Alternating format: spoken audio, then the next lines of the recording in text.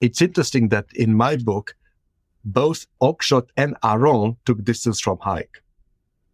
And I think, says the same thing, that in this opposition to, let's say, a command society, as they called it in the 60s, communist economy, in that opposition, there was an immoderate moment, which is an attempt to create a plan to attack another plan. And that's what moderates like Aron, like Oakeshott resisted, because they thought, as you said, and I think that's the correct way, it requires improvisation, constant judgment, and uncertainty. And it's at the end of the day unclear whether you'll succeed or not, but you have to make the effort. Yeah, the other key thing, the word you brought up before, actually, with some of these thinkers, is the word salvation. And I think it would be said that many of these thinkers were against it. It was, at least on Earth. I remember, and this is the one day I had in conversation with Oakeshott himself, where I asked him, so is there anything you wish you'd written that you haven't? I was at the very end of his life. Actually, he died a year later. And of course, it turned out he'd written a huge amount of stuff in private that were soon to be uncovered. And then he said to me, well, I've always wanted to write about the notion of salvation.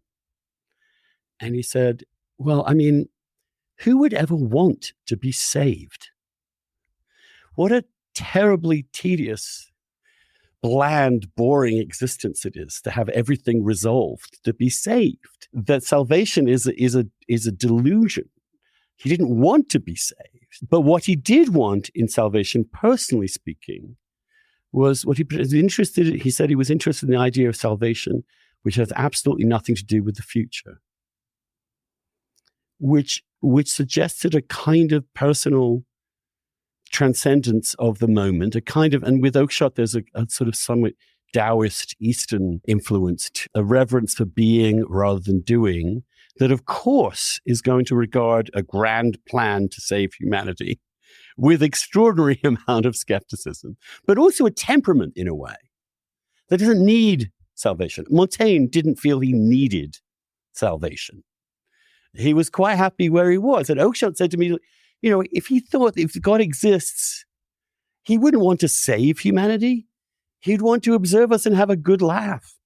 You know, he'd want to see how absurd we are, how weird our schemes, how dramatic our endeavors. Why would he want to resolve everything? The whole point is that things are not resolved. They're complicated. They're complex. And we should enjoy that. We should relish it. I think the danger for me, from my perspective, would come from those who want to seek salvation through political means. Yes. And we've seen that confusion between the two levels, politics and religious, throughout history in the 20th century, thinking that the political movement can bring about a spiritual renewal. That's a dangerous path to go down on. And I think that's something all of the thinkers that I wrote about and all of the things that we both like resisted and would resist still.